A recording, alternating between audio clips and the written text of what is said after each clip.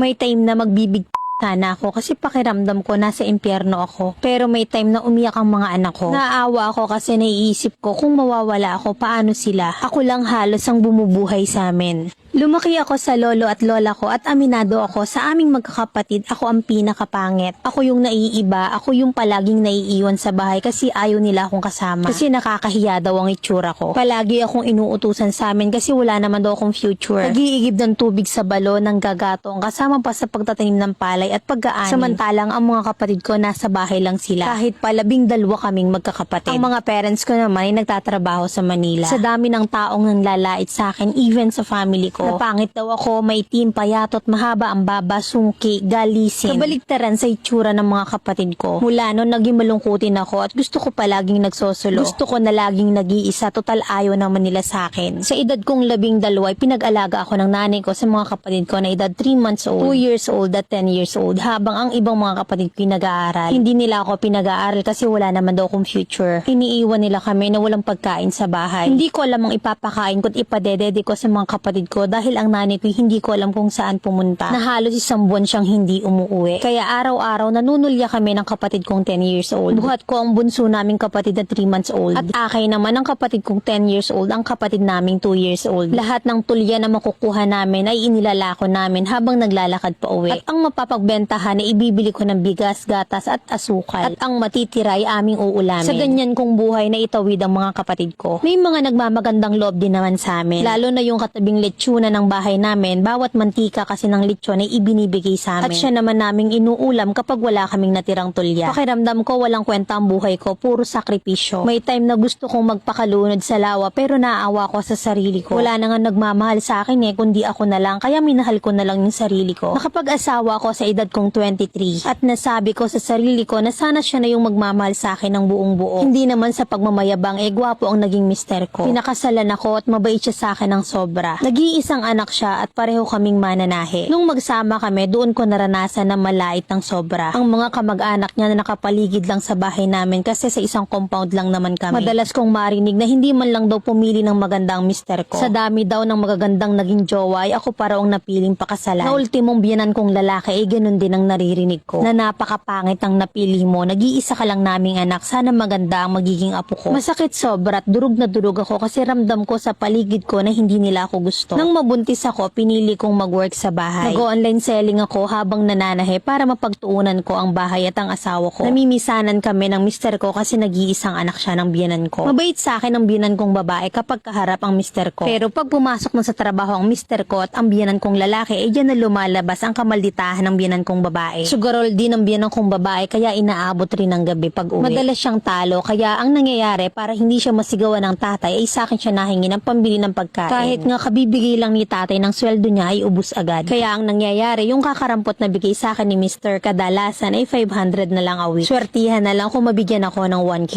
Hindi ako nagrereklamo kasi may racket rin naman ako online. At bukod rin naman kami ng pagkain. Pinahati kasi nila yung bahay at may sarili kaming kusina at ginagalawan. Pero ganun pa rin naman, kailangan kong makisama kasi palagi din namang nasa amin ang mga biyanan ko. Ako yung nagtitipid na palaging noodles sa itlog ang ulam namin. Kasi hirap akong pagkasyahin ang budget kasi nakukuha nga ng biyanan kong babae. At kapag hindi naman ako nakapagbigay ay sisiraan ako sa mga kapag-anak nila sa paligid. Nuknukan pa naman ang sinungaling ang biyanan ko. Halos hindi na ako iniimika ng mga nakapaligid sa akin dahil sa paninira niya. Nagsimula akong ma-depress kasi kahit anong sabi ko sa asawa ko na ibukod kami, na weekly na lang naming bisitahin yung parents niya. Basta malayo lang kami sa biyanan ko ay ayaw niya. Pakiramdam ko kasi nasa impyerno ako at hindi ako makahinga. Yung lalabas pa lang ako sa pinto namin, makikita ko sila na nag-uumpukan. Pakiramdam ko ay pinagtatawanan nila ako. Palagi silang nagpaparinig ng masasakit na salita na kesyo mabaho ako. Pangit at masama ang ugali ko. Katwiran pa ng mister ko, ayaw niyang bumukod kami. Ano daw iisipin ng mga tao na mas pinili niya kami kaysa sa parents niya. Reason niya pa na hindi niya kayang umupa sa liit ng sinasahod niya bilang mananahe. Dumating din sa point na halos lahat ng tindahan sinisingil ako na may utang daw ako at biyanan ko yung kumukuha at utos ko daw yun sa kanya. Kaya kahit anong racket ko, gipit na gipit kami sa utang ng nanay niya na pupunta. Ultimong lending tatakasan niya at ako palagi ang ginagawa niyang co-maker. Ako yung nagsasuffer weekly pero ang savings sa lending siya rin ang kukuha. Dumating sa point na naputulan kami ng kuryente kasi iisa lang naman ang kuryente at metro ng tubig namin. Ako ang obligadong magbayad kaso ang siste, kada ibibigay ko sa kanya yung pambayad ng kuryente isinusugal niya pala kaya napuputulan kami. Lahat yan sinasabi ko sa binan kong lalaki at mister ko kasi hindi ko na kaya. Pero hindi yun inamin ng binan kong babae na nagsusugal siya at ginagawan ko lang daw siya ng kwento. Kaya ang ending ay ako ang masama. Ayaw nila akong paniwalaan kahit ang asawa ko. Sabi pa ng biyanan kong babae na wala daw akong pakialam kahit anong gawin niya. Hindi naman daw ako mananalo, asawa lang daw ako at nanay daw siya. Halos araw-araw akong umiiyak na ultimo pag-aalaga sa mga anak ko pinakikilaman niya. Sa sobrang stress ko ay palagi akong hindi makahinga. Masakit ang lahat sa akin at para akong mamamatay araw-araw. Nakailang doktor na ako pero wala daw akong sakit. Para akong sinasakal sinisikmura araw-araw, pakiramdam ko aatakihin ako. Sarili ko lang ang kasama ko sa tuwing magpapagamot ako kasi ayaw nila akong samahan at nagdadahilan lang daw ako. Sobrang laki ng pinayat ko na halos butot balat na ako. Hanggang sa isang araw ay minakausap akong pasyente sa hospital. Same daw kami ng nararamdaman pero wala daw siyang sakit, kundi anxiety at depression kaya pinayo niyang magpa-psychiatrist daw ako. Pero hindi ko magawa kasi napakamahal nun. Kaya ay pinagpasa Diyos ko na lang ang lahat. Minsang naisipan kong sumali sa mga groups at doon ako nakahanap ng mga makakausap. Mababait sila sa akin at wala silang mga bisyo. Hanggang sa naisipan kong sumama at makipag-eyeball para malibang. Hanggang sa nagsisinungaling na ako sa kanila na kesyo nag-work ako at nag-aahente ng lupa. Pero gusto ko lang namang malibang at gumaan ang pakiramdam ko kaya sumasama ako sa kanila. Bago ako umalis ng bahay ay may pagkain ng mga anak ko at iniiwanan ko ang biyanan ko ng bayad. At doon na naman nag-start ang biyanan ko na siraan ako. Na kesyo ng lalalaki daw ako kahit wala naman. Na hindi raw ako umuwi magdamag na hindi ko naman ginagawa. Araw-araw kami nag-aaway ng mister ko kasi naniniwala siya sa nanay niya. Sinasabi ko naman sa kanya lahat ng lakad ko para lamang maglibang. At mula noon ay hindi na ako sumama sa mga kaibigan ko. At doon na naman ako nagsimulang mag-isip sa mga nakapaligid sa akin. Natutulala ako, bigla akong umiiyak kahit may ginagawa ako. May time na magbibig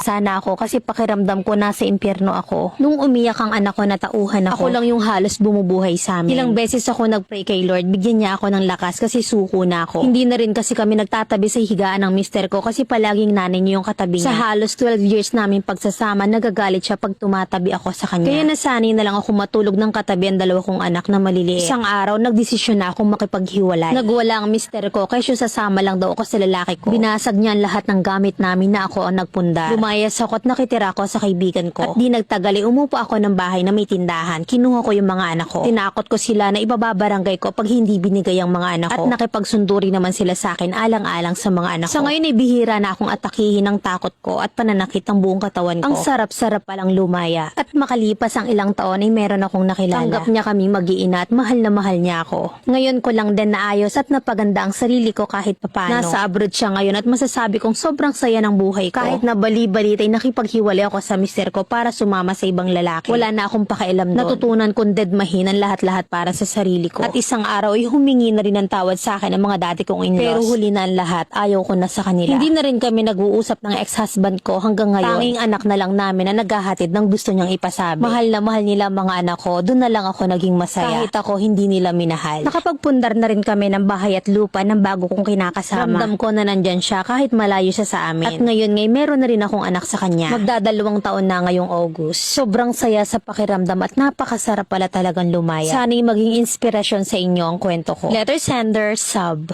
Wala naman akong may advice sa'yo, Mima. Dahil nagawa mo naman na yung love yourself more. At iwanan ng mga taong toxic sa buhay mo. Life is too short, sabi nga nila. Wag na wag tayong mananatili or magtatagal sa isang bagay na nakakapagbigay sa atin ng stress. Mahalin at unahin ang sarili bago ang iba.